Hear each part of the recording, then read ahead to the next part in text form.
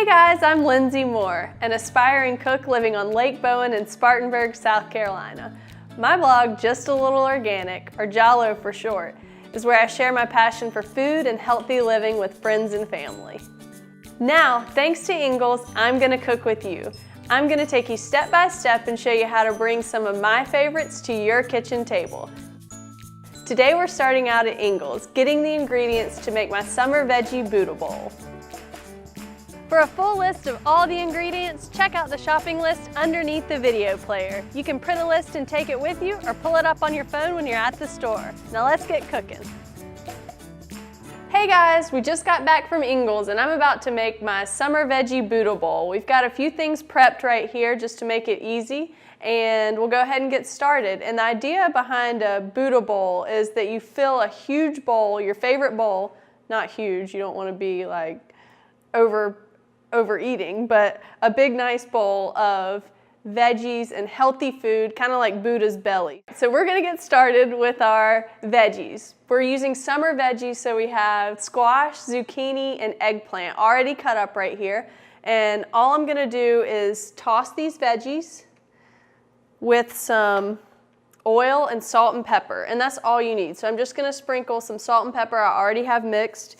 There's no exact measurement for this. It's kind of just by taste. Sprinkle a little bit and then drizzle about 2 or 3 tablespoons of olive oil because the eggplant will just soak up a lot of this oil. So we'll give it a gentle toss, making sure to coat all the veggies evenly. And you can always add more oil if you need to, but you can't take out. So just be mindful of that. So these are all mixed, and we'll go ahead and put these on the baking sheet and then spread them out evenly.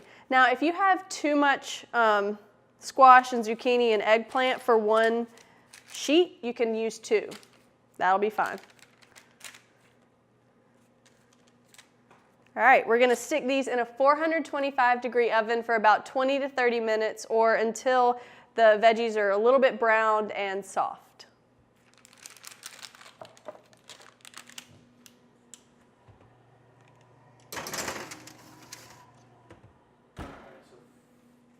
Our veggies are cooking away in the oven, and now we're gonna get started on the rest of the bowl. So Buddha bowls can be assembled any way you like. I like to use greens, grains, protein, veggies, and then whatever toppings I choose, whether I want to add protein or a little crunch with some nuts.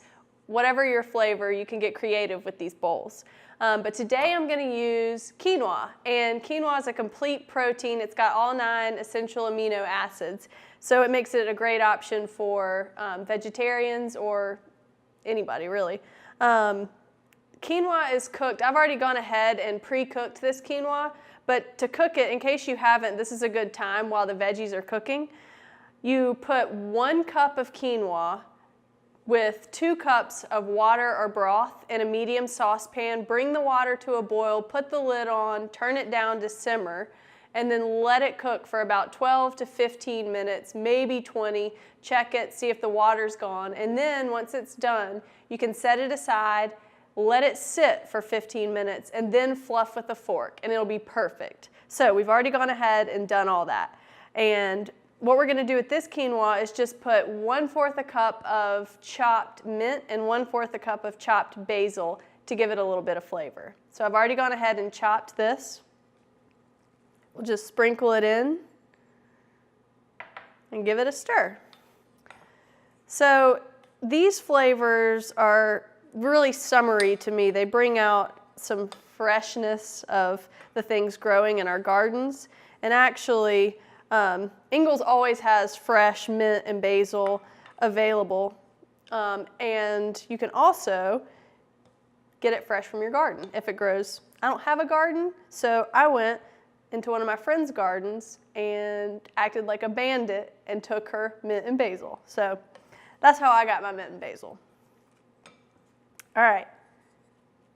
Now we'll set this aside. Now we're gonna get to making our dressing. This is just a simple vinaigrette. A lot of times when I make a Buddha bowl, I like to make some creamy goodness, but today I'm gonna make a simple vinaigrette because I really want that citrusy, sweet flavor to go with the rest of the bowl.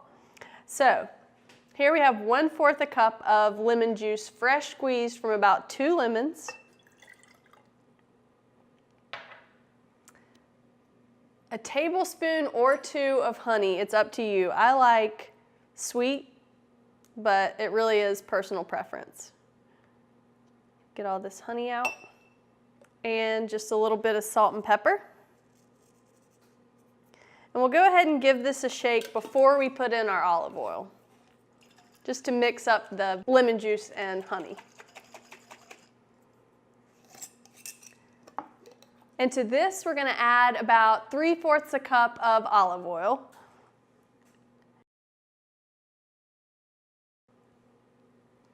All right, then if you use a mason jar, all you have to do is put the lid on and give it a shake.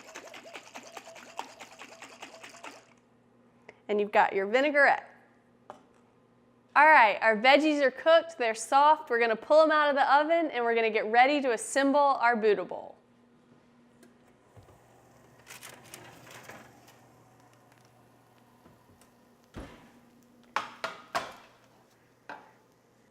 We're gonna let these veggies cool slightly and build the rest of our bowl, putting these on a little bit later. So, first we'll start with our grains. We've got our quinoa with our mint and basil. We're gonna get about a cup, maybe a little less. Probably more like 1/2 a cup.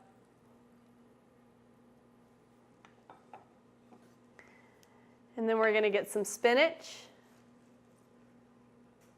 And we're just assembling these around the bowl. You can do this, you can throw all this in a bowl and mix it all together if you want to, but I like the idea of the Buddha bowl being something that you can intentionally place and eat and enjoy all at the same time. So now we're gonna get our veggies.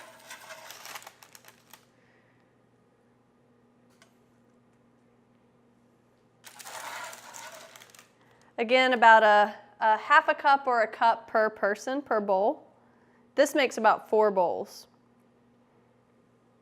We're gonna place some cherry tomatoes on top of the spinach.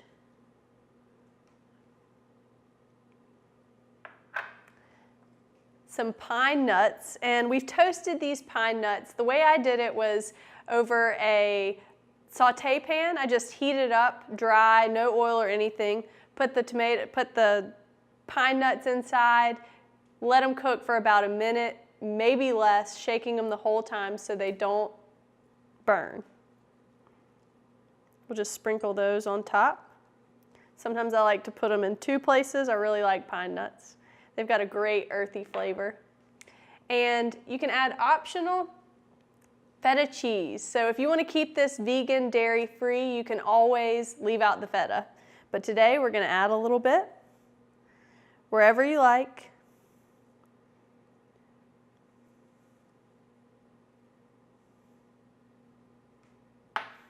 And then the last ingredient, our vinaigrette. We're going to give it a little shake in case it's settled all at the bottom. And then we're going to drizzle evenly over each bowl.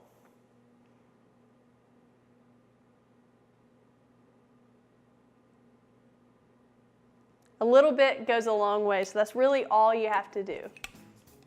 Well, we're all out of time for today, but I want to thank you for joining us here at the Ingles table. Remember, you can find this recipe, videos, photos, and more on the website at inglestable.com. Until next time, I'll see you online.